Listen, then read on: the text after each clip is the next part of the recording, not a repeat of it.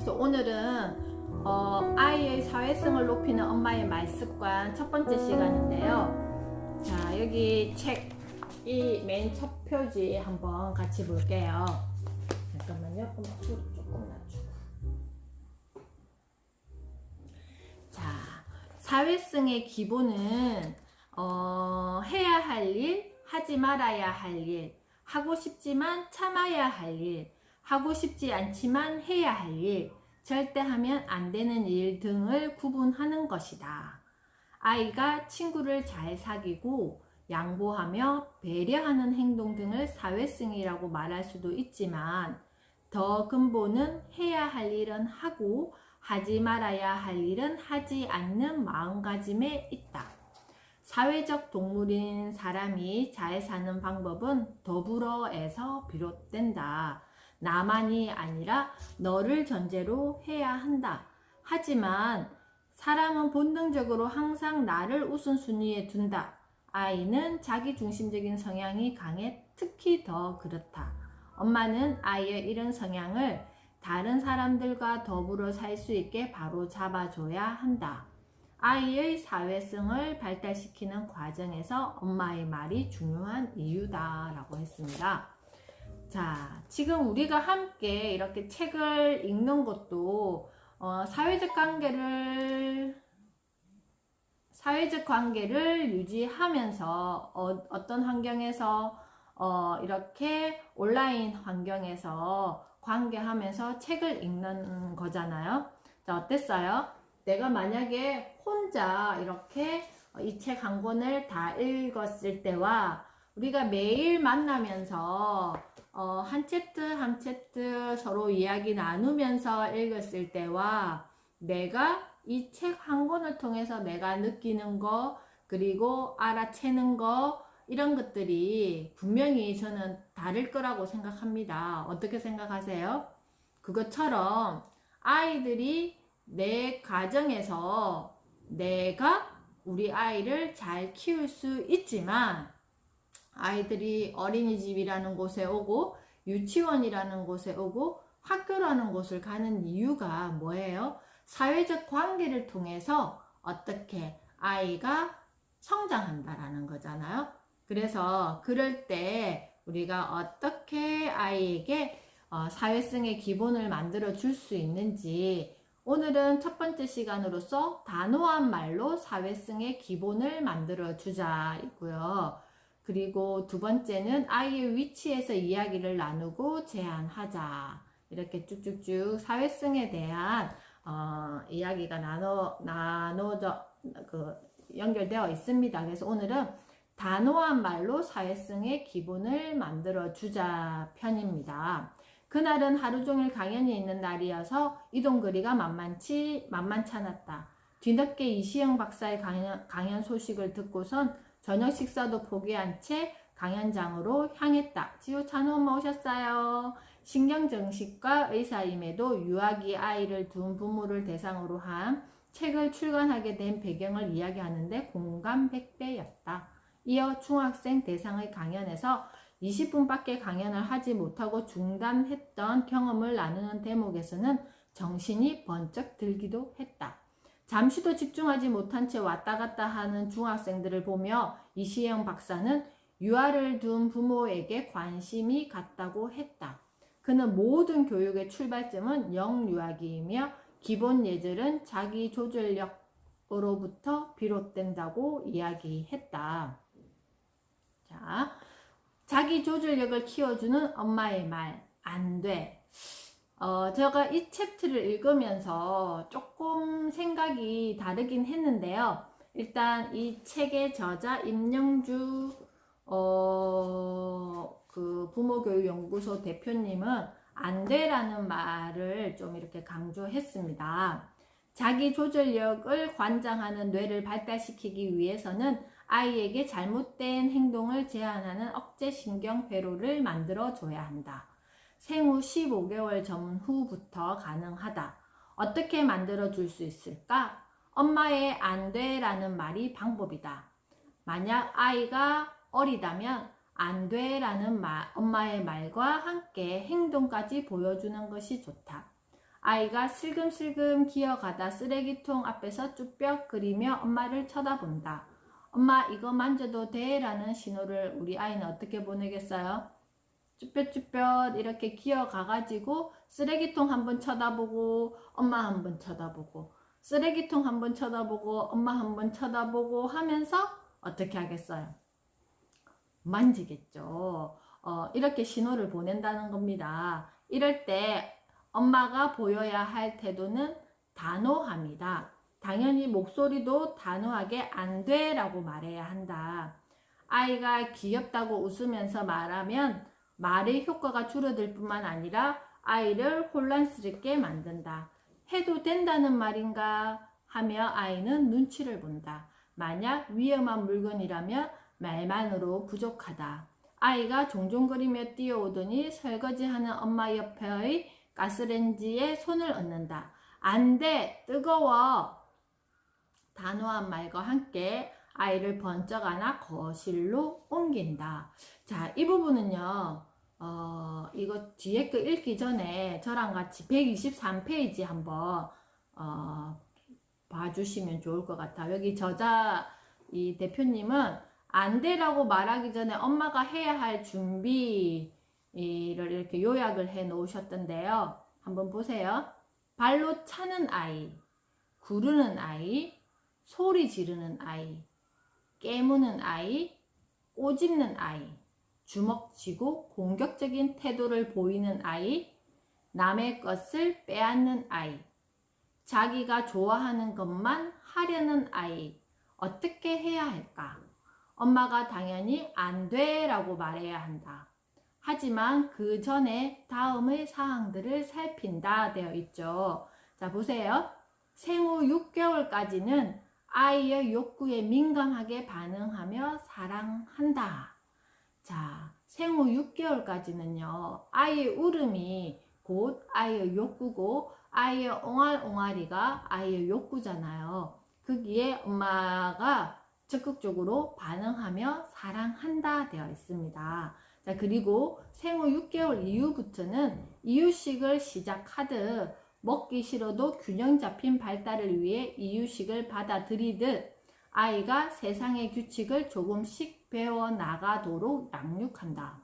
왜요? 6개월 이후부터는요, 아이가 뒤집기 시작하고, 그리고 기어다니려고 그러고, 어때요? 6개월부터 돌까지는 이제 아이가 쓰기 시작하면서 내가 누워있을 때 보여진 세상과 이제 보는 환경이 굉장히 넓어지기 시작해요.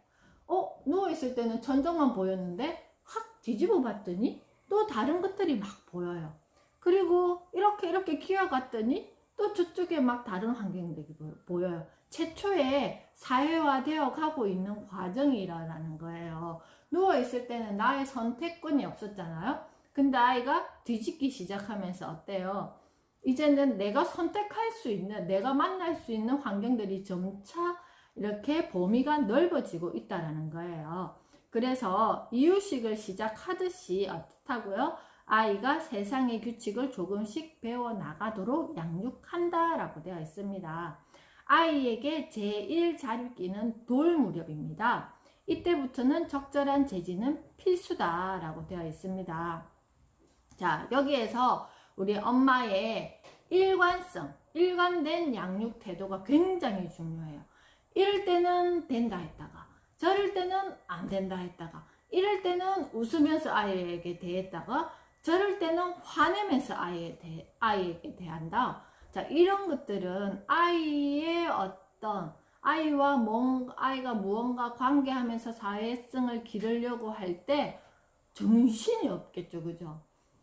이게 뭐지? 하면서 이제는 뭔가 통하는 내가 어떤 부정적인 행동을 했을 때 엄마가 저거 너무 예뻐가지고 그냥 봐줬던 한 번의 타이밍이 있으면 그거는 아이에게 저거는 허용되는구나 라고 인식되어진다라는 거예요. 그래서 아이에게 제1자립기는 돌무렵으로 이때부터 적절한 제지는 필수다.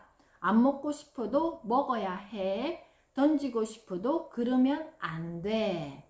자, 두 돌 이후부터는 무엇을 해야 할 때 이유를 정확하게 알려준다. 이제는 언어 발달이 왕성한 시기이고 듣기 환경이 왕성해야 되는 시기이기 때문에 안 돼라는 어떤 단축어를 쓰는 게 아니라 무엇을 해야 할 때 이유를 정확하게 알려준다라는 거죠. 그래서 걷기 싫어도 걸어야 해. 지금은 엄마가 힘들어서 안아줄 수 없어. 이제 정리할 시간이야. 하기 싫어도 해야 해. 그래야 다음에 또 놀 수 있거든 하고 그 상황에 대한 이유를 정확하게 알려준다라고 했습니다. 근데 여기 보세요. 돌무렵까지는요, 아이 행동이 굉장히 정말 눈 깜짝할 새 일어나는 어떤 사고도 많고 그래요. 그래서 이 저자는 이렇게 적절한 제지가 필수이다 하면서 좀 이렇게 좀 뭐죠? 문장이 되게 간결하게 아이에게 전달되잖아요. 근데 이제 돌 이후에 24개월 두 돌 이후부터는 아이에게 충분히 그 이유를 설명하고 아이가 위험한 상황을 인지할 수 있고 그리고 해야 될 상황을 인지할 수 있게 알려준다라고 되어 있는데, 자, 안 돼라는 말 앞에도 계속 나오겠지만 이 말이 안 돼! 뭐 하지 마! 이런 거는 어때요? 나의 어떤 부정적인 감정이 들어가 있는 거잖아요. 똑같은 안 돼에도 나의 어떤 단호함과 엄마는 지금 너를 지켜주기 위해서 이거는 안 된다라고 하는 거야 라는 어떤 말에 힘이 있어야 된다라는 거예요. 그냥 매일 내뱉듯이 안 돼! 그거 하지 마! 이런 말은 정말 아이에게는 독이 되는 말이거든요. 그래서 여기에서 지금 여기 연구소 대표님이 계속 이야기하시는 안 돼라는 말의 의미는 엄마가 정말 이 상황은 너가 위험하고 걱정되기 때문에 엄마가 지금 이건 안 된다라고 하는 거야. 얘는 이 표정에 다 나타나 있어요. 안 돼! 이렇게 하는 것과 안 돼! 이렇게 하는 것과 이거는 아이가 느꼈을 때 다르잖아요. 그죠? 이건 뭐 내가 화풀이 하기 위해서 안 돼! 뜨거! 만지지 마! 이거 엄마 커피야! 오면 안 돼! 이런 것과 안 돼! 이거는 너무 뜨거워! 너가 위험할 수 있어! 이런 말과 이 느낌이, 이 전달되는 느낌이 다르잖아요. 안 돼! 뜨거워! 단호한 말과 함께 아이를 번쩍 안아 거실로 옮긴다. 요즘에는 엄마들이 다리미질을 어때요? 많이 안 하죠. 저도 다리미질 하는 옷을 거의 안 사려고 하는 편인데요. 예전에는 정말 큰애 어릴 때는 아이 옷까지 다 다려서 입혔던 적이 있어요. 뭐 바지나 여름 바지나 위에 티 같은 경우 이랬는데 다리미질 할 때 아이가 이렇게 오는 경우가 많단 말이에요. 저는 그래서 삼각 코너를 만들어 놓고 저쪽 코너에다가 한쪽에다가 이렇게 다리미질을 하기도 했었는데, 그런 것처럼 그런 상황은 굉장히 위험한 상황이잖아요. 말뿐만 아니라 행동으로도 보여주며 위험 상황으로부터 피하게 하는 것이다. 그런데도 또다시 같은 행동을 한다며 위험하다는 사실을 확실히 알려줘야 한다. 엄마가 가스레인지에 손을 살짝 대며 아 뜨거! 하고 얼굴을 찡그리면 아이는 뜨거워 위험해 라고 인지할 것이다. 특히 아이가 어릴 때 우리가 커피 한잔 하고 싶잖아요. 그럼 아이가 막 맛있는 건가 싶어가지고 그거를 막 이렇게 마시려고 훅 덮칠 때가 있어요. 그럴 때는 살짝 아이의 손을 대게 해서 뜨겁지. 이건 엄마가 좋아하는 커피지만 너가 만지면 뜨겁고 닿으면 위험할 수가 있어. 기다려줘 라는 어떤 표현을 아이에게 구체적으로 해줄 수도 있다라는 거예요. 그렇다고 다리미질 하면서 이거 만져봐 이거 아니잖아요. 그죠? 그래서 기본 예절의 기초에는 하면 안 되는 일에 대해 인지하는 것이 포함된다. 엄마가 아이를 사랑하고 그 바탕에 애착과 신뢰가 있다면 안 돼 라고 말하기를 두려워해서는 안 된다. 아이가 살아갈 사회에는 하면 안 되는 일이 정말 많기 때문이다. 자, 이것은 왜 그러냐 하면요. 아이의 사회성과 제가 여기 밑에 아이패드를 뒀더니 아이패드가 음성을 인식하나 봐요. 자기가 혼자 막 말로 떠들고 있습니다. 아이의 사회성과 전두엽 발달의 상관관계. 사회성의 기본이 무엇인가요? 아이의 사회성에 대한 책을 쓰고 강연을 해서인지 이런 질문을 종종 받는다. 그럴 때마다 나는 해야 할 일, 하지 말아야 할 일, 하고 싶지만 참아야 할 일, 하고 싶지 않지만 해야 할 일, 절대로 하면 안 되는 일 등을 구분하는 것이라고 대답한다. 간단히 정리하자면 사회적으로 용인되는 행동만 하고 사회적으로 용인되지 않은 행동은 하면 안 된다라는 것이다. 친구를 잘 사귀고 양보하며 배려하는 행동 등을 사회성이라고 말할 수 있지만 더 근본은 해야 할 일은 하고 하지 말아야 할 일은 하지 않는 마음가짐에 있다. 어떻게 해야 할까? 아이의 자기 조절력을 키워주면 된다. 아이가 해야 할 일을 할 때 맞닥뜨리는 가장 흔한 장애물은 어떻게든 해야 하는데 하고 싶지 않다라는 게으름이다. 이때 자기 조절력이 하고 싶지 않지만 해야 해 라는 내면의 언어를 말하게 하고 또 그렇게 하도록 아이를 이끈다. 자, 우리도 그렇죠. 내가 매일 습관 들여야 될 것들이 많잖아요. 규칙적으로 일어나고 규칙적으로 자고 규칙적으로 매일 내가 우리 집 일을 돌보고 이런 것들이 그런 것 같아요. 만약에 보세요. 우리가 아침에 일어나서 아침 식사를 준비하고 먹고 그 다음에 설거지통에 설거지가 쌓이잖아요. 자, 그거를 그때그때 우리가 실행해야 된다고 저는 생각을 합니다. 그래서 근데 매일 그렇게 딱 하고 싶지 않잖아요. 근데 그 마음을 일으켜야 된다라는 거예요. 밥 먹고 나면 바로 그릇을 씻는다. 그리고 저 싱크대 그 싱크볼에는 설거지 그릇이 없어야 된다. 그리고 또 그 다음 점심을 새로 준비할 수 있잖아요. 그 빨래도 마찬가지. 빨래도 뭐 오늘 좀 안 빨면 어때? 내일 같이 몰아서 빨지. 그러면 어제 거랑 오늘 거랑 2배가 되는 거예요. 맞잖아요. 그죠? 그래서 우리가 하고 싶지 않지만 매일매일 해야 되는 것들, 이게 내면에 내가 자꾸 타협하잖아요. 괜찮아. 니 오늘 안 해도 돼. 좀 오늘은 그냥 이 마음 이대로 좀 쉬어. 라고 계속 저한테 두 개의 마음이 계속 이렇게 갈등을 일으켜요. 근데 한쪽에서는 아니 그냥 하자. 여기에서 정말 나를 일으킬 수 있는 자기 조절력을 가진 아이도 마찬가지, 엄마도 마찬가지, 아빠도 마찬가지, 이런 게 심어져야 된다라는 거예요. 그래서 자기 조절력은 누가 판단하는 거예요? 옆에서 말하면 그것은 잔소리. 내가 청소하려고 빗자루 들었는데 옆에서 남편이 집 좀 깨끗이 안 하나 막 이런 식으로 이야기하면 어때요? 나 스스로 판단해서 하는 게 아니라 누군가의 어떤 질책에 의해서 하는 거는 하기 싫잖아요. 그래서 스스로 정말 하고 싶은 마음이 뭔지, 내가 뭘 하고 싶은지 이런 것들이 생길 수 있게. 그래서 자기 조절력은 숙제, 공부 등 하고 싶지 않은 일을 참고 해내게 만든다. 하고 싶지만 참아야 할 일 앞에서도 자기 조절력은 위력을 발휘한다. 친구의 장난감을 빼앗고 싶지만 안 되는 일이야.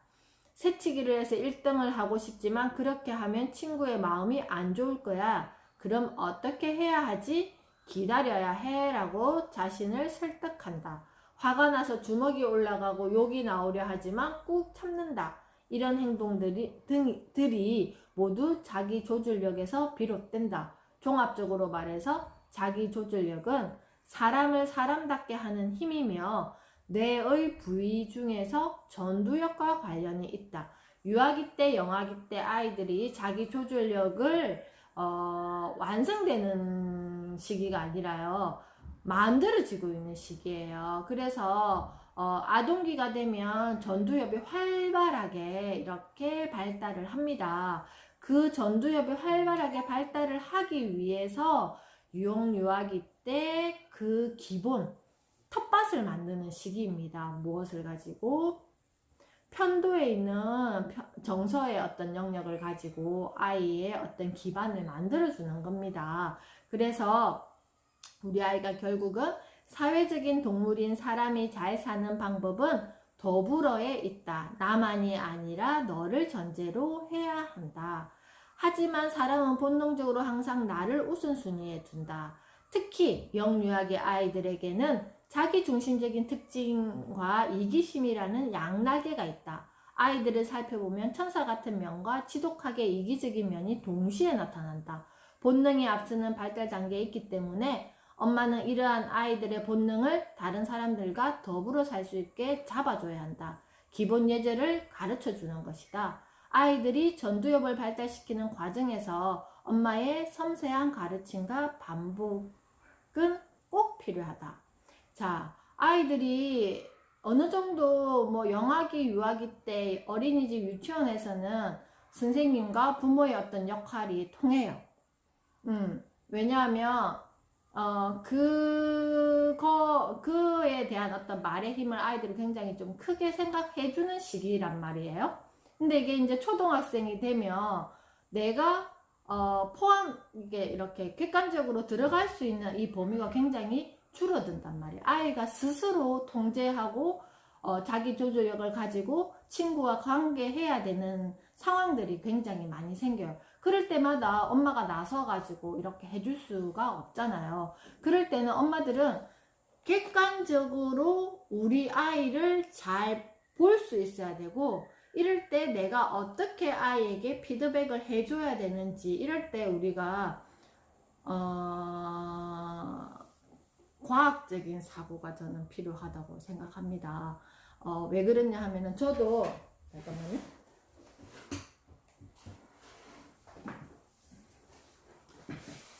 우리 둘째 아이가 이제 중학교 2학년 친구 관계가 있잖아요. 그래서 여기 지금 보면 쭉 노트해 둔 거예요. 아이의 친구 관계를 통한 아이가 어떻게 매일 누구를 만나고 어떻게 한 거에 대해서 제가 막 아이 휴대폰을 몰래 봐가지고 이렇게 다 한 게 아니라 어떻게 했냐면은 아이와 대화를 통해서 아이 스스로 내 주변 친구들은 어떤 사회 환경 속에서 지금 이렇게 있는지, 그래서 이 친구는 지금 뭐가 힘든지, 그런데 그 친구와 관계를 할 때 나는 어떻게 해야 되는지, 그리고 여러 가지 것들, 그리고 엄마는 객관적인 데이터를 가지고 있어야 돼요. 이렇게 데이터 가지고 있다라는 게 무조건 이 친구는 엄마가 안 만났으면 좋겠어. 너 괜히 이 친구 만나가지고 괜히 학교생활 힘들어지는 거 아니야. 그건 엄마의 판단이에요. 그 아이가 왜 지금 학교생활을 힘들어 하는지, 그리고 우리 아이는 왜 그 친구가 좋은지, 그리고 그 친구를 왜 만나고 싶은지, 만났을 때는 어떤 마음이 드는지, 그리고 서로 어떤 관계를 유지해야지 서로에게 불편을 주지 않겠는지, 학교에서 너는 어떻게 관계해야지 또 불편하지 않겠는지. 그런데 시행착오는 겪어요. 정말 힘든 일도 많이 생겨요. 의도치 않게. 그럴 때 엄마가 감정이 막 쌓여가지고 아이에게 계속 질책하고, 엄마가 그렇게 하지 마라 그랬잖아. 이 친구랑 안 놀았으면 좋겠다고 이야기했잖아. 너가 그렇게 하면 엄마가 너무 힘들잖아. 이런 어떤 감정에 쌓이면 이건 개선이 안 된다라는 거예요. 그래서 제가 아이와 관계에서 굉장히 많이 힘들었을 때 계속 사람들과 선생님과 인터뷰했던 것들, 아이와 인터뷰했던 것들을 객관적으로 계속 적으면서 좀 많이 남의 아이 보듯이 이렇게 했습니다. 그래서 지금은 좀 많이 이게 완화가 되어 있습니다. 그래서 저는 가장 중요한 것은 내가 얼마만큼 우리 아이와 저 깊숙이 있는 마음까지 대화할 수 있는 힘이 있는지, 그리고 그런 관계가 되어 있는지 항상 우리는 그 부분을 잘 생각해야 된다라는 거예요. 그래서 보세요. 어디까지 읽었지? 자, 119페이지 중간 부분 보겠습니다. 여기까지 읽었구나. 사회적 동물인 사람이 잘 사는 방법은 더불어에 있다 그랬잖아요. 나만이 아니라 너를 전제로 해야 한다. 이것이 방금 제가 왜 이렇게 했는지에 대한 부연 설명이었습니다. 하지만 사람은 본능적으로 나를 우선순위에 둔다. 우리도 마찬가지잖아요. 그죠? 근데 아이는 더 그렇다라는 거예요. 본능적으로. 특히 유아기 아이들에게는 자기중심적인 특징과 이기심이라는 양날개가 있습니다. 그래서 엄마의 마음은 별로 궁금하지도 않고 알고 싶지도 않고 알 수 있는 공간이 없어요. 그래서 엄마가 몇 번 말이야 네가 알아듣겠니? 라는 말은 전혀 소용없는 말입니다. 본능이 앞서는 발달 단계에 있기 때문이다. 엄마는 이러한 아이들에게 이렇게 이야기했죠. 전두엽을 발달시키는 과정에서 엄마의 섬세한 가르침과 반복은 꼭 필요하다 했잖아요. 지독지혜는 어미소가 송아지의 털을 핥아주는 지극한 사랑을 일컫는 말이다. 여기서 사랑은 두 가지로 비유할 수 있다. 자식에 대한 부모의 지고한 사랑, 그리고 자식에 대한 부모의 무분별한 사랑이다.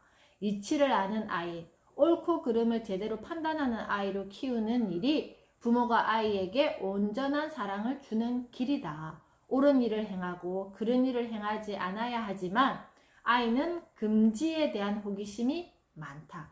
하지 마라 하면 어때요? 더 하고 싶잖아요. 왜냐하면 하지 마라 속에 아이들이 호기심이 발동을 한단 말이에요. 그래서 네가 한번 해봐 라는 어떤 거는 오히려 아이가 해봤기 때문에 그 호기심이 해소가 된단 말이에요. 하지 말아야 할 일에 오히려 더 많은 유혹을 느낀다. 아이에게 기본 예절을 가르쳐야 하는 이유다. 기본이라서 누구나 잘 지킬 것 같지만 사실은 엄청난 자기 조절력이 필요하다.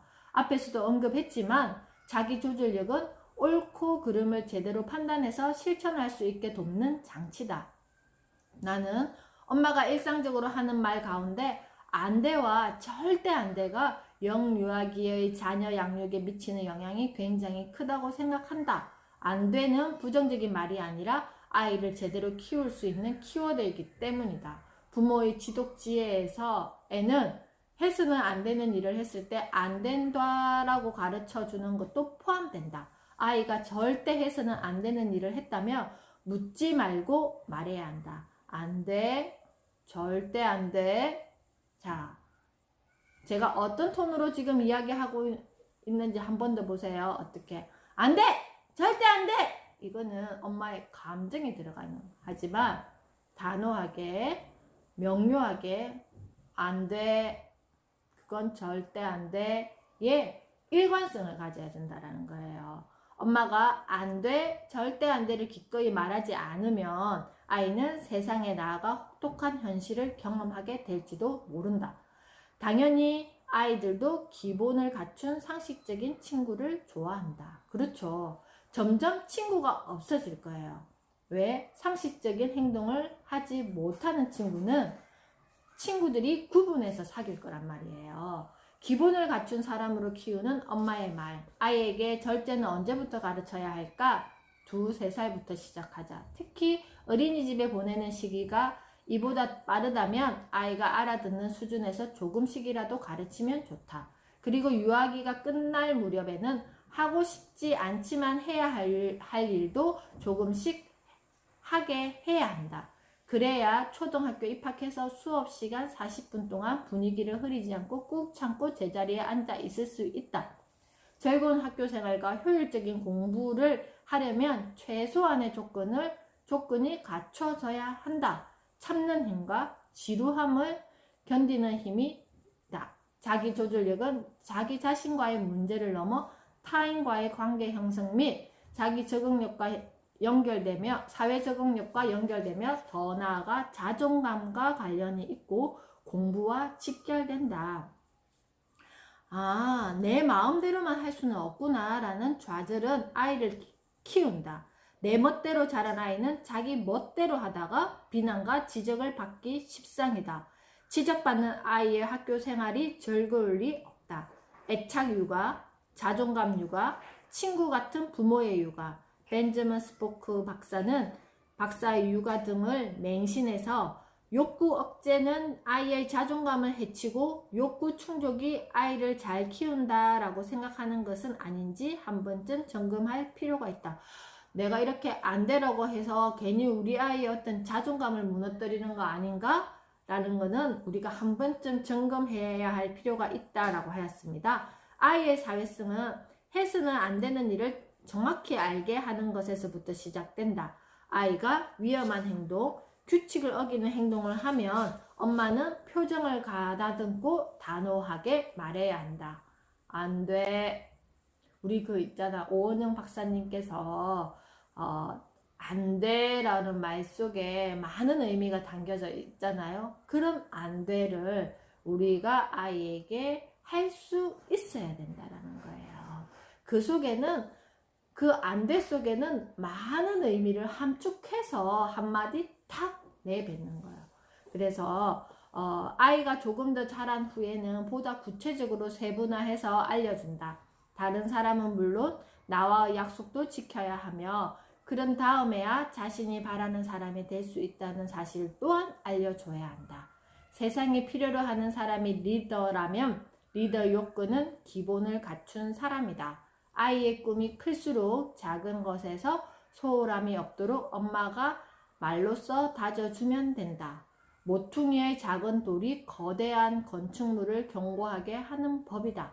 아이가 7살 정도 되었다면 안 돼, 해라 라는 엄마의 말을 줄이고 다음과 같이 말하면 사회성 발달에 효과적이다. 아이로 하여금 옳다고 생각하는 방향으로 대답할 수 있게 하는 열린 질문이다. 자, 여기 한번 줄을 쭉 보세요. 기본 예절을 지켜야 하는 이유는 무엇일까? 공중도덕에는 무엇이 있을까? 왜 필요할까? 약속을 지키는 일이 왜 중요할까? 자, 기본 예절이 뭔지, 공중도덕이 뭔지, 약속이 뭔지 아이가 이 단어를 이해해야지만 엄마의 물음에 대답을 할 수 있어요. 그죠? 근데 7살 이후에는 우리가 아이에게 어떻게 7살뿐만 아니라 5살 이후부터도 마찬가지 거꾸로 질문을 하시는 게 저는 굉장히 좋다고 생각합니다. 그래서 제가 어제도 말씀드렸지만 두 번째 책은 우리가 질문을 어떻게 할 수 있는지에 대한 책을 평소에 우리가 어떻게 열린 질문을 할 수 있을까, 그게 관련된 책을 이렇게 안내를 할 건데요. 자, 이런 것들이요, 제가 지난 시간에 한번 이야기했지만 아이의 메타인지를 길러주는 거예요. 메타인지가 뭐예요? 메타인지는요, 인식에 대한 인식, 생각에 대한 생각, 다른 사람의 의식에 대한 생각, 그리고 더 높은 차원을 생각하는 기술이다. 그게 뭐냐면요, 내가 무엇을 모르고 있는지를 아는 능력이에요. 그리고 나를 객관적으로 판단할 수 있는 능력이고요. 또 하나의 자아적 인식이에요. 우리가 내 감정을 내가 잘 알아차렸는지 안 알아차렸는지, 오늘 나의 감정은 어땠는지, 그게 메타인지가 높은 사람들은요, 나의 오늘 감정을 알아차릴 수 있어요. 그리고 그걸 표현할 수 있어요. 그렇지만 그래서 나는 이런 게 부족한데, 그런 거 있잖아요. 우리가 친구를 만나거나 아니면 저는 관찰 예능 이런 거 좀 많이 보는 편인데, 그런 걸 보면서 저는 사람에 대한 공부를 굉장히 많이 합니다. 그래서 얼마 전에 웹툰 작가 기안84에 대해서 여성 혐오 이런 어떤 그것 때문에 굉장히 부정적인 어떤 기사들이 많이 나왔어요. 저는 웹툰을 잘 보지 않아서 그냥 단편적인 컷만 이렇게 봤는데, 우리가 그 일반적인 기사를 가지고 그 사람을 평가하는 거는 그냥 표면적인 어떤 평가라고 생각합니다. 그런데 그 사람의 어떤 환경 때문에 저 사람이 저걸 저렇게 표현했을까? 무엇 때문에 저 사람이 저렇게 지금 비난을 받고 있을까? 어쩔 때는 또 막 좋다 했다가 이런 모습을 보면 이게 또 싫다 했다가, 그게 나 스스로가 그 상대에 대해서 평가할 수 있어야 되고, 그리고 무엇 때문에 저 사람이 저렇게 지금 그거 이렇게 비난을 받고 있을까에 대한 어떤 마음을 가지며 그러면 저 사람에게 이렇게 도와주면 조금 사회적인 어떤 인식이 그렇다 하면 이렇게 도와주면 저 사람이 알아차리고 이렇게 더 좋은 영향력을 주지 않을까라는 어떤 거죠. 뭐 내가 거기까지 해야 돼? 그렇지만 어차피 우리가 사회 관계를 하면서 세상을 살아가잖아요. 우리 가족 사이에도 마찬가지예요. 남편이 나에게 이렇게 이야기할 때 저 사람의 유년 시절은 어땠기 때문에 지금 저 사람의 결핍은 무엇이고 왜 지금 이런 상황에서 저런 이야기를 하는지에 대해서 내가 알아차려 주면 그 말이 그 어떤 행동이 해석이 된다라는 거예요. 그리고 나도 마찬가지. 내가 무의식적으로 나타나는 내 행동들이 있잖아요. 나는 뭐 최선을 다한다고 생각하지만 상대방이 그렇게 생각하지 않으면 그것도 내 모습이다라는 거예요. 그래서 나의 부족함과 나의 어떤 성찰을 통해서 내가 계속 바꿔가야 되잖아. 아, 나는 이런 때는 나는 이런 행동을 하고 나는 이런 마음이 생기는구나. 그러면 이런 표정을 나는 짓고 있구나. 그럼 상대방은 이런 마음 때문에 나를 이렇게 인식하겠구나. 그러면 나는 어떻게 바뀌어야 될까? 자, 이게 메타인지라는 거예요. 그래서 이 사회성에 대한 이야기를 계속 하면서 메타인지에 대해서 관련된 이야기를 제가 계속 해드릴 겁니다. 그래서 제가 지금 여기 호모사피엔스 저자 최재분 교수님이 이번에 호모사피엔스 코드에서 우리가 미래에 살아갈 9가지 코드에 대해서 첫 번째가 메타인지라고 여기 딱 되어 있습니다. 메타인지 되어 있죠. 그래서 이런 어떤 사회성에 대한 어떤 이야기는 결국 우리가 관계하면서 특히 첫 번째 관계, 엄마와 아이 사이의 관계. 그리고 엄마는요, 아이 입장에서는 그렇지만 엄마는 나와 나의 관계. 나와 나의 관계를 항상 잘 알아차리면서 아이와 관계하다 보면 훨씬 더 관계가 유연해질 수 있을 것입니다. 자, 내일은요, 아이의 위치에서 이야기를 나누고 제안하자. 제가 우리 아이 탐구 생활 계속 이야기하잖아요. 그래서 아이의 위치에서 이야기를 나누고 제안하자 편을 하겠습니다. 오늘도